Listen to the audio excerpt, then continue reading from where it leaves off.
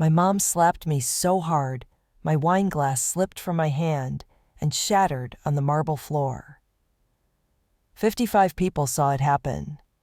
My brother didn't rush to stop her. He clapped slow, deliberate, 3 times like it was the highlight of his night.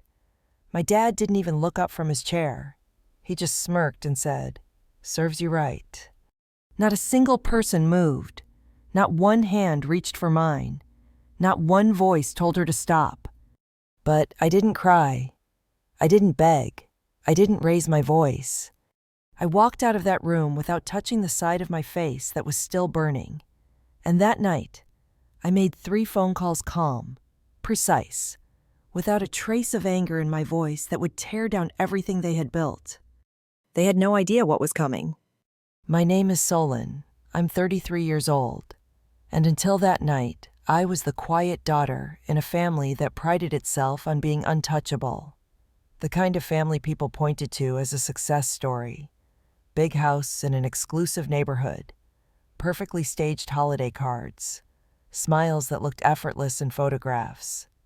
What no one saw were the contracts signed without my consent, the charitable trust they used like their personal credit card, and the years they spent turning me into a scapegoat for their own mistakes. They thought I'd stay silent forever. They thought I didn't have the stomach to fight back. But they underestimated me. I'd spent years collecting the kind of evidence that doesn't just start an argument, it starts an investigation. They didn't know I still had legal power over the very trust they were using to fund their lives. They didn't know I'd been quietly copying their records, photographing their ledgers, tracking every anonymous deposit into my sister's failing fashion brand and my brother's doomed startups. They didn't know that my silence was never surrender, it was patience. And that night, when my mother's hand cracked against my cheek in front of a room full of guests, that patience ended. Before we go any further, let me say this: if you've ever been humiliated by your own family, if you've ever felt like the people who were supposed to protect you were the first to betray you, this story is for you. Drop a comment and tell me where you're watching from. I read every single one. And if you want to know exactly how I shut down an entire family empire with 3 phone calls, hit that subscribe button. Trust me, you're going to want to hear how this ends. It started with a letter. 6 months after the last time I set foot in my parents' house, a cream-colored envelope appeared on my kitchen counter. My sister, Mace, though she preferred malice on social media, had sent it herself. Heavyweight paper, gold-embossed lettering, the kind of over-the-top detail she'd always cared about more than substance. Inside was an invitation to Thanksgiving dinner at the family home, handwritten in her perfect, looping script. It had been half a year since I'd spoken to any of them. No calls, no texts, not even the fake kind people send when they want to feel like they've done the bare minimum. The last time I saw her, she was screaming at me for refusing to invest in her collapsing fashion label, accusing me of thinking I was better than everyone else. Now she was inviting me back. I should have thrown the letter away. Instead, I sat there, holding it in my lap, trying to decide what felt worse, staying away, or walking back into a place where I knew the knives wouldn't be in the kitchen. Part of me wanted to ignore it, but another part of me, the part that remembered curling into my mom's lap after nightmares, the part that once believed my dad's approval meant I was doing something right, wanted to believe it could mean something. Closure doesn't always come wrapped in kindness. My therapist told me that once. And it stuck. So I booked a train ticket for Thanksgiving Day. The 9:05 a.m. Northeast Regional, arriving just after noon in New Jersey. I knew exactly what I was walking into. I also knew what they didn't: that every fake smile, every snide comment, every so-called family tradition they tried to use as a leash was just one more nail in a coffin they were building for themselves. By the time I stepped onto that train platform, I had already decided if this turned into the kind of ambush I suspected it might, I wouldn't just defend myself. I would end this. Completely. And when I finally tell you what happened at that dinner, you'll understand why I didn't hesitate. The morning of Thanksgiving was cold and gray. The kind of cold that makes you feel like the wind is whispering something behind your back. I stepped off the train in a red vintage dress my mother once said made me look cheap like a political wife trying too hard. I wore it anyway. Hair pulled into a soft twist. Coat buttoned up to the neck. If I was walking into battle, I wanted to look like I'd already won. The neighborhood hadn't changed. Still perfectly trimmed hedges. Still identical driveways with matching SUVs. Still that eerie stillness that only lives in places where appearances matter more than reality. I reached the old house a few minutes before 3. Same white paint, same oversized windows. But as I stepped onto the porch, something caught in my throat. The welcome sign. It used to say, "The Blanchards, all are welcome." Now it read, "Family first always." That wasn't a greeting. That was a warning. The door swung open before I could knock. A man in a black vest and white shirt stood in the doorway with a tablet in his hands. "Name, please." I blinked. "Solon," I said flatly. He tapped something, gave me a tight nod, and stepped aside. No smile, no warm squeeze of the hand like Mom used to give. Just protocol. Inside, the scent of roasted turkey and rosemary clung to the air. Familiar and almost comforting until I saw the seating chart taped to the side of the buffet cabinet. Printed, color-coded, formal. Logan, my brother, sat beside our mother. She sat beside our father. Opposite them, a single slot labeled guest. No name, just guest. That was me. A staffer I didn't recognize took my coat without a word. I stood still for a moment, scanning the room for a familiar face. No one looked up. No one said, "Oh, Solon, you made it." Instead, Malice sorry. Mace floated toward me like a stage actress. Her dress was structured, flawless. Her smile not quite. "Oh, look who showed up," she announced, loud enough to turn every head. Laughter scattered through the room. Tight, awkward, performed. My father gave a subtle nod from the armchair, but didn't rise. Logan brushed past me like I was a lamp he didn't care for and grabbed a deviled egg from a tray. I made my way to the only empty chair, tucked behind the buffet table, farthest from the fireplace. I sat quietly, hands folded in my lap, and tried to look like it didn't sting. But it did. Conversations swirled like a storm cloud I wasn't allowed into. Someone joked about Logan's promotion at the firm. Someone else bragged about their kid getting into Cornell. Not one word directed at me. It was like watching a movie I wasn't cast in. Dinner was served just before 4. The food looked perfect. Too perfect. Like it had been arranged by a team and not cooked by a mother. The stuffing smelled exactly like it did when I was 15 and stealing spoonfuls from the stovetop when Mom wasn't looking. But nothing else felt the same. Plates clinked, glasses lifted, voices floated just above sincerity. And then I felt it eyes shifting, subtle, coordinated, like a cue had been given. My mother rose from her chair, fork tapping once against her wine glass. Clink, clink. Then she smiled that polished, hostess smile, the kind that stretches wide but never reaches her eyes. "Everyone," she said, her voice warm and dangerous. "Before we dive into dessert, I want to say a few words." The room hushed. Silverware stopped midair. I look around this room and I see loyalty. I see tradition. I see family who understands that respect must be earned, never assumed. Her words drifted softly, coated in honey for the audience. But every syllable cut through me like glass.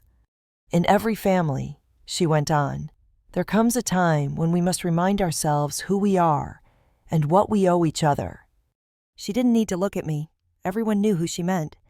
My stomach tightened. "Sometimes," she said, her tone dropping an octave, "some daughters forget." A low, polite chuckle murmured through the room. My wine glass remained untouched. "They forget that humility is a virtue, That success means nothing if you wear arrogance like perfume. Logan smirked.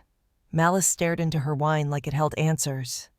And let's be honest, Mom added, her voice sickly sweet now. Money doesn't buy you roots, or love, or respect. Another chuckle. Someone whispered, "That's a good one." And then entitlement, she declared, is ugly, especially on family. 3 slow claps broke the silence. Logan, again. "Best one yet, Mom," he muttered. I sat still, frozen in a chair that once held birthday cards and laughter. Now it was just a stage, and I was the punchline. I stood up, slowly, no drama, no outburst, just enough silence to make them uncomfortable. I folded my napkin, placed it on my plate, turned to walk away. 2 steps. That's all I made it. Then came the slap. Hard, open-handed, instant fire across my cheek. Gasps exploded around the room.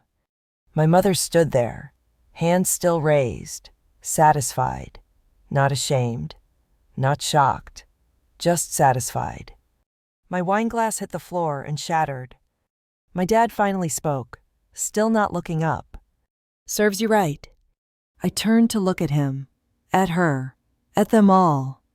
Faces I used to know now stared back blank and smug. I didn't say a word.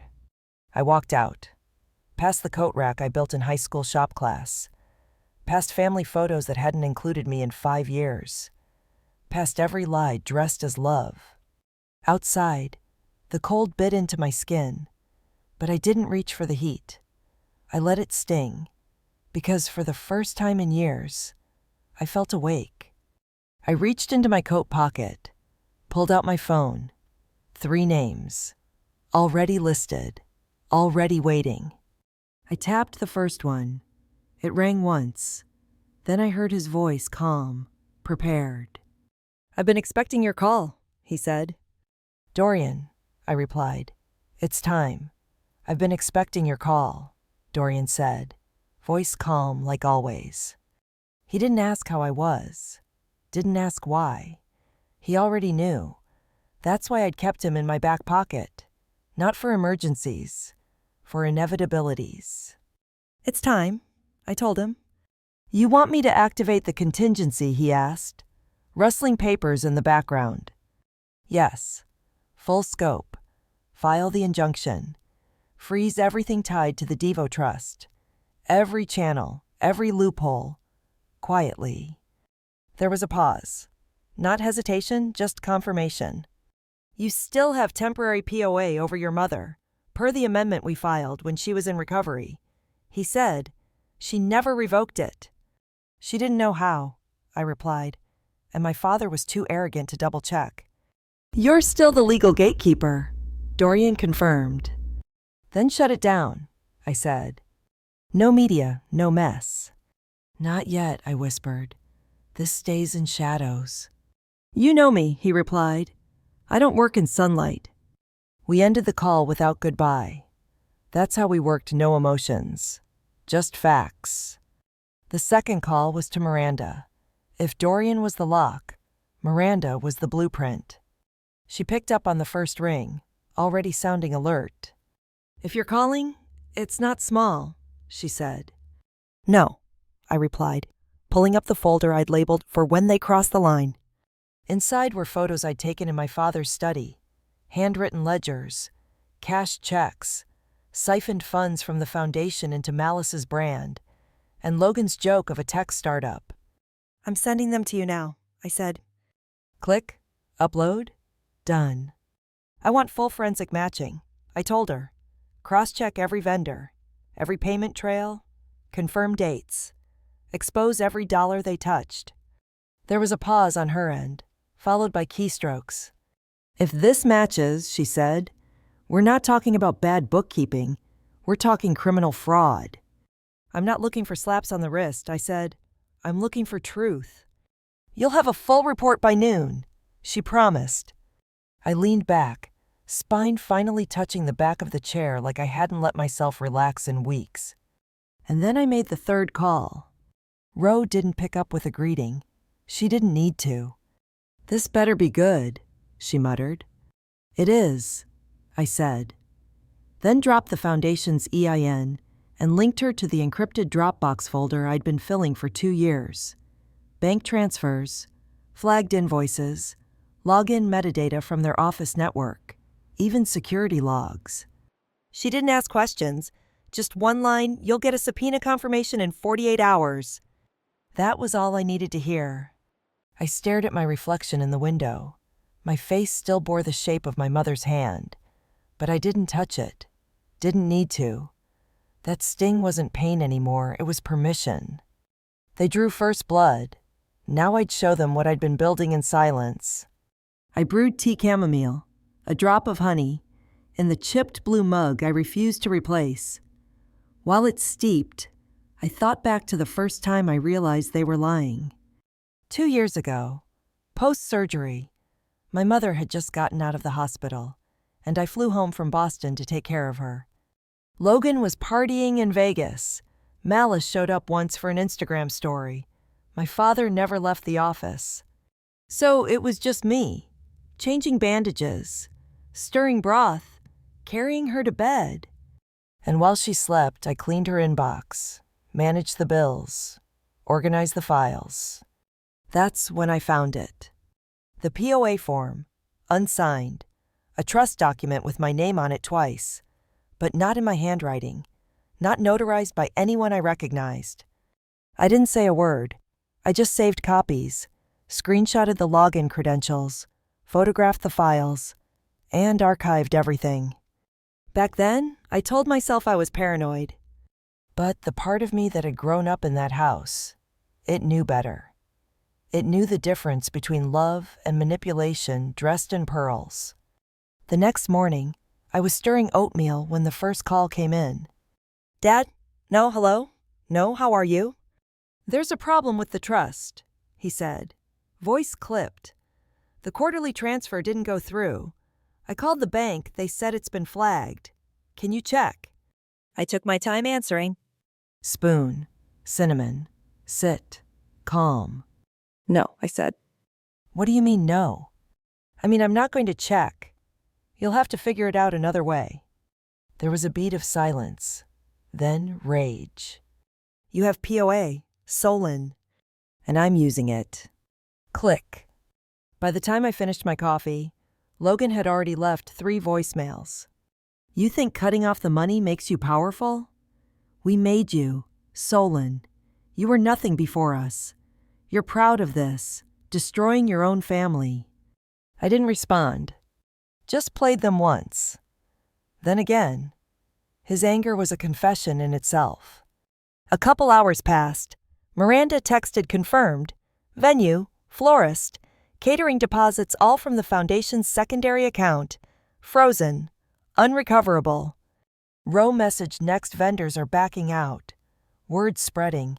Hudson Valley Wedding Forum is lit up. Malice hadn't called yet, but I knew she would. 11:23 a.m.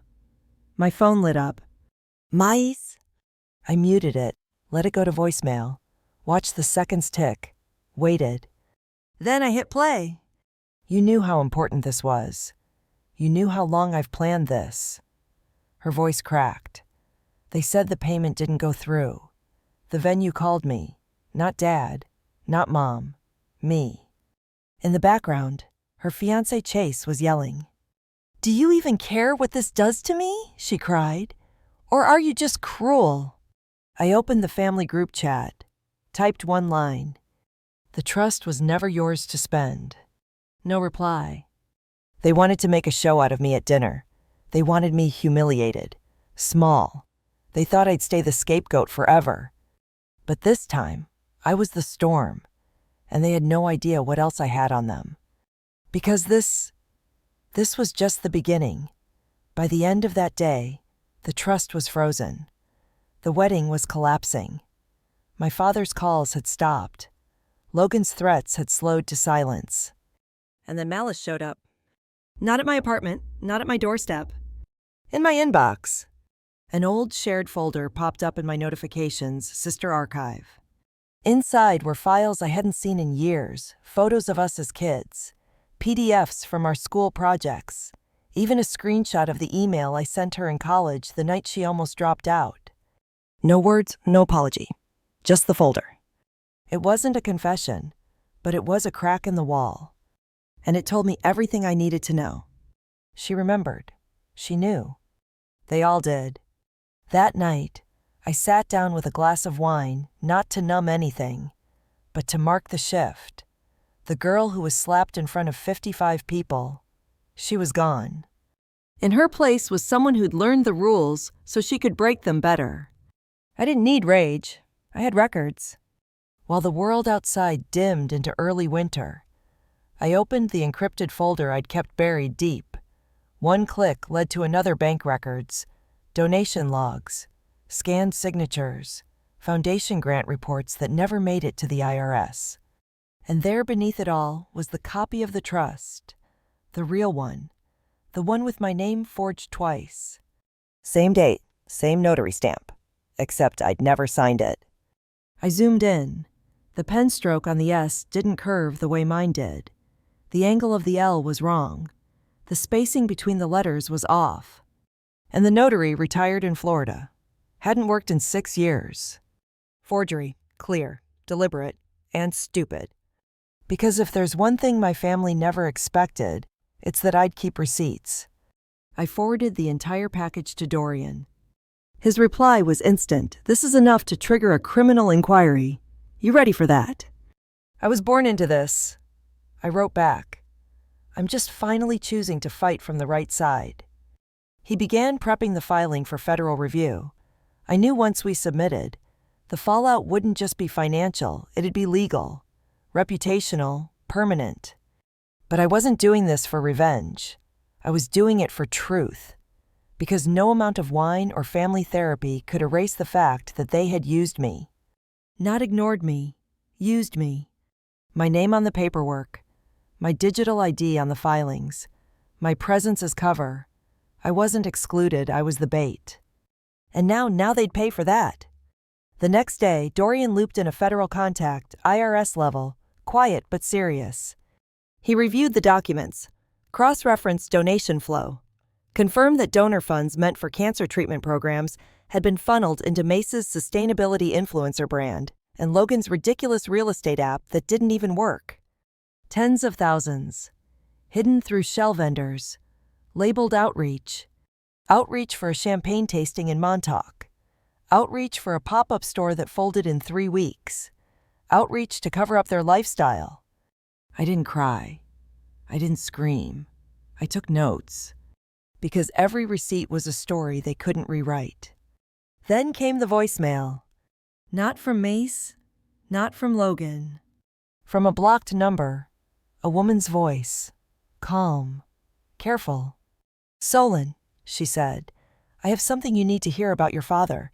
It's Marcia. I worked with your Aunt Cecile. Back then.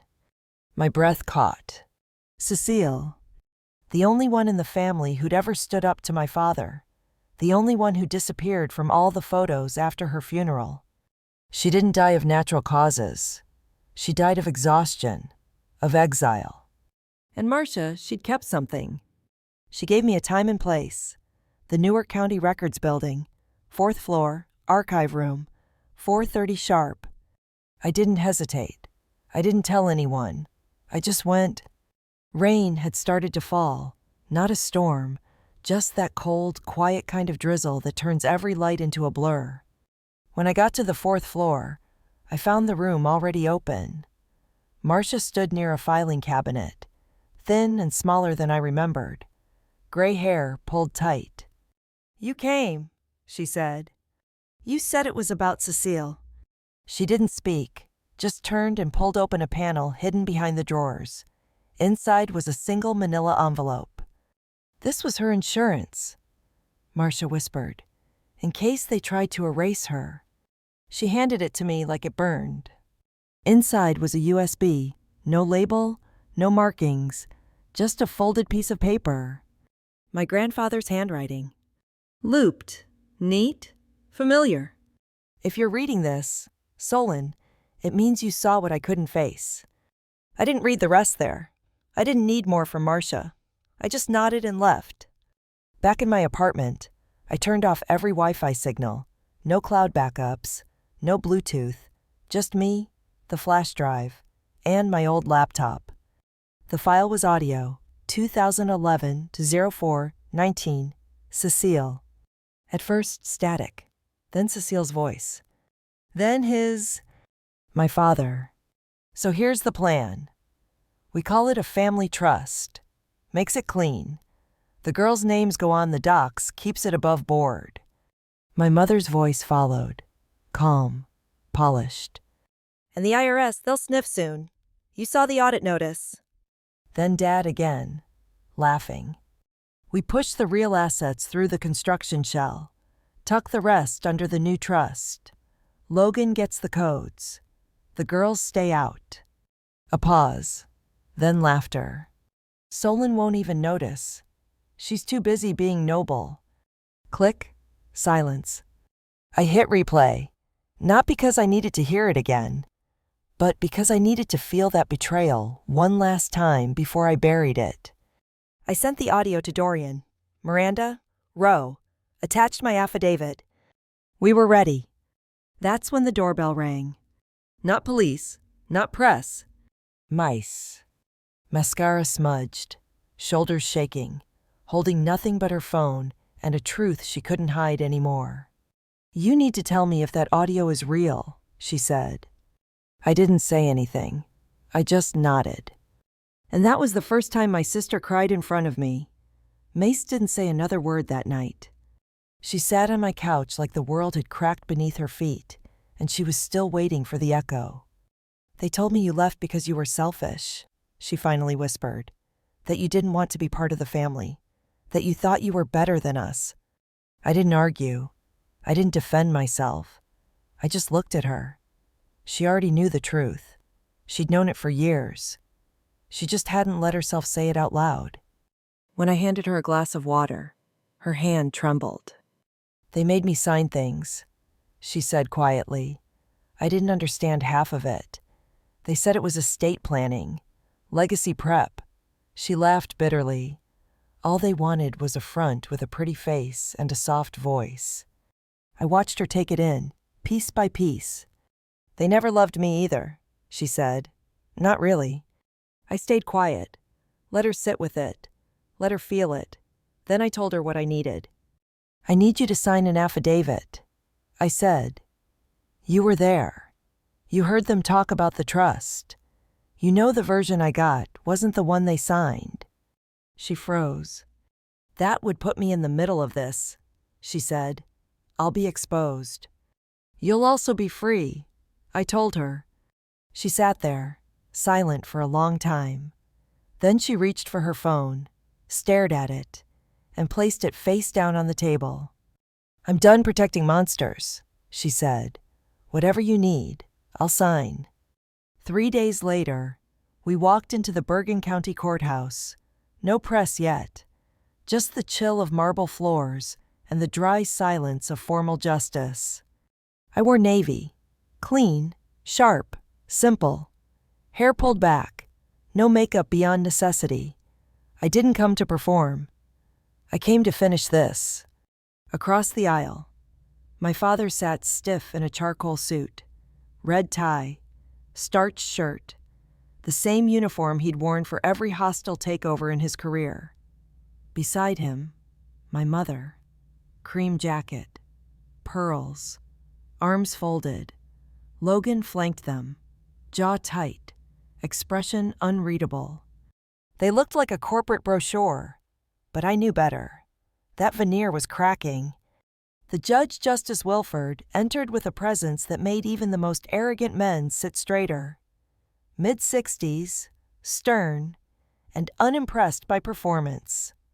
This is an emergency motion filed by Mr. Alan Devo, she began, to reverse the court-ordered freeze on the Devo Family Trust. All parties present. Yes, Your Honor, said their lawyer Carlton Merritt. Silver hair, polished smile, cufflinks that probably cost more than my entire wardrobe. With permission, I'd like to begin, he said. The judge nodded. He stepped forward, slow and practiced. Your Honor, we contend that the actions taken by Ms. Solon Devo were retaliatory, emotionally motivated, and legally unsound. She has a known history of instability stemming from a strained relationship with her family, and her actions have caused irreparable financial harm to an estate that spans generations. He looked at me as if expecting a reaction. I gave him none. She acted without cause, without full understanding, and more importantly, without consent. Then he smiled, the kind of smile that expects you to flinch. My clients ask that the freeze be lifted immediately and control restored to the rightful trustee, Mr. Devo. He stepped back, satisfied. Justice Wilford turned toward us. Miss Bristow, she said, addressing my attorney. Your response. Bristow rose, calm, certain, controlled. Your Honor, Ms. Devo would like to address the court directly. The judge nodded. Proceed. I stood up, walked slowly to the witness stand, took the oath, sat down. My voice was clear, not loud, not emotional, just steady. When I froze the trust, it wasn't out of anger, it was out of proof. I took a breath. For years, I asked questions. Why my name appeared on documents I hadn't signed? Why financial decisions were made without consultation? Why my family used me as a placeholder, but never as a partner? I turned to face the judge. Not the lawyer, not my father, her. I suspected fraud, but suspicion isn't enough. So I waited. I collected.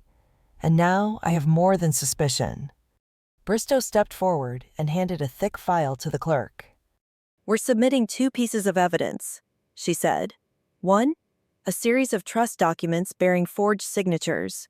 2, an audio file in which Mr. Devo is heard discussing how to use his daughter's identities to shield assets from the IRS. Justice Wilford raised an eyebrow. You have the audio. Yes, Your Honor, legally obtained, submitted alongside a witness affidavit. The judge leaned forward. Play it. The room went still. A tack rolled in a speaker, and then my father's voice filled the courtroom. We'll move the rest under Misa's name. She doesn't ask questions. Solon's too nosy. We'll tell her she's not part of the succession. Make it about her attitude.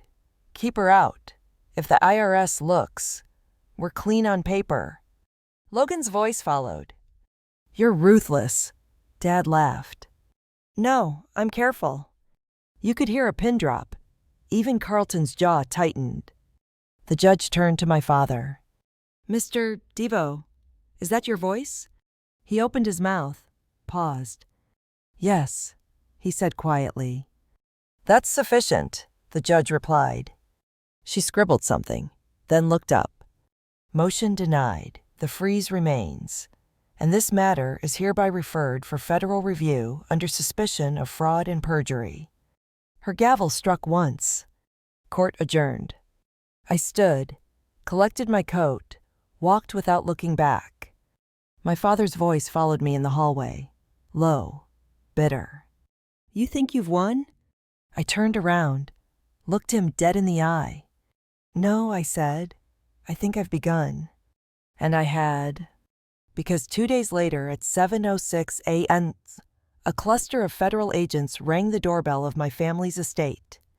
Gloved, badged, quiet, and carrying 12 empty evidence boxes. The trust was frozen. The secrets weren't. The agents arrived just after sunrise. 7 federal officers in dark jackets stood on the porch of the Devo estate, their breath clouding in the cold. The sky hadn't decided if it wanted to rain or snow, but the air was heavy, still. Logan opened the door. I wasn't there, of course, but I heard what happened. He barely had time to speak before one of the agents held up a badge. IRS Federal Enforcement. We have a warrant.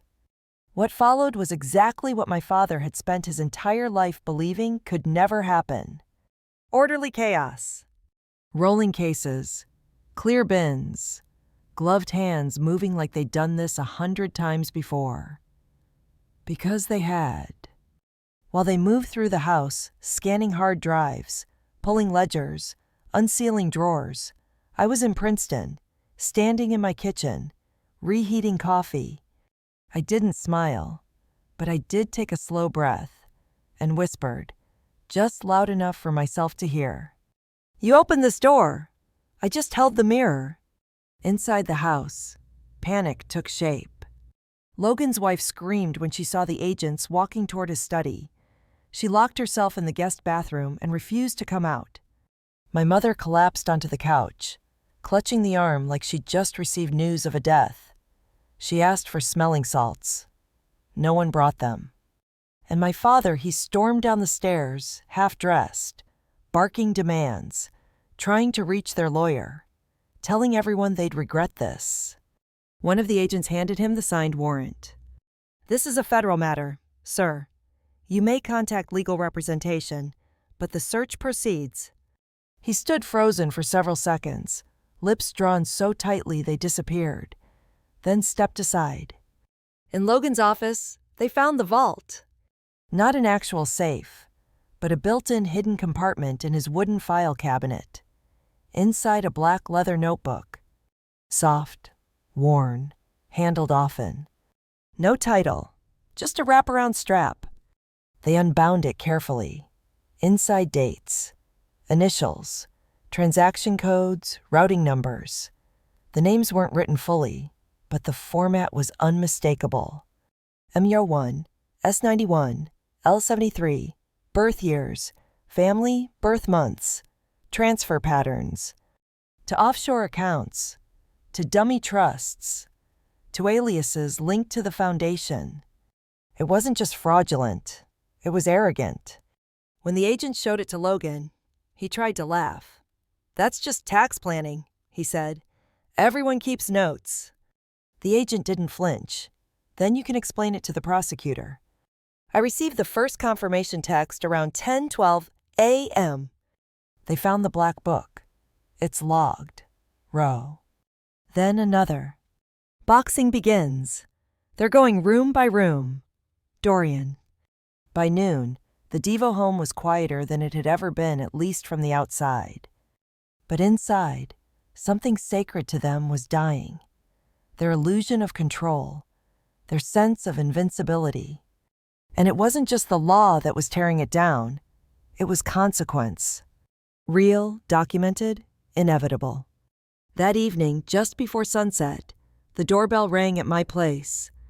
I opened it and there was Mice. No mascara, no blazer, just jeans, a navy sweater, and a ceramic dish in her hands. "I made lasagna," she said. "It used to be your favorite." I stepped aside. She walked in like the weight of the entire house back in Tenafly was still on her shoulders. We didn't talk much during dinner, just two sisters at a kitchen table, eating like we had when we were kids. No noise, no judgment. Just the quiet between things breaking and healing. After we finished, I pulled out an old photo, one from a sleepover, back when we were 10 and 8.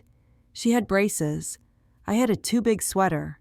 We were laughing, faces pressed together under a blanket fort. Mace stared at it for a long time. "Do you think she ever loved either of us?" she asked. Her voice wasn't bitter, just small. "I don't know," I said. I asked her that today. She continued, her eyes glinting. She slapped me. I looked up, met her eyes. "And you?" I asked. I didn't say anything. I just turned around and walked out. She stayed until almost 9. No conversation about the trial. No mention of the agents. Just presence. And when she stood to leave, she didn't ask for anything. She just looked at me like she was remembering how to be a sister.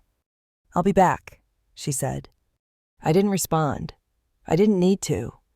That night, as I was heading to bed, I checked the mailbox. Inside was a single envelope. Cream, no return address. But in the corner, handwritten in a familiar, careful script, to the rightful heir, BD. I froze. BD, Benjamin Devo, my grandfather. Back inside, I opened it slowly. First, a letter, his handwriting, still curved, still steady, still smelled faintly of pipe smoke and cedar. If you're reading this, Solon, then you've already proven stronger than I ever was.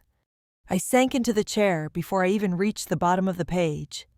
He wrote of regret, of watching my parents turn legacy into leverage, of how he feared stepping in would tear the family apart, as if silence didn't already do that.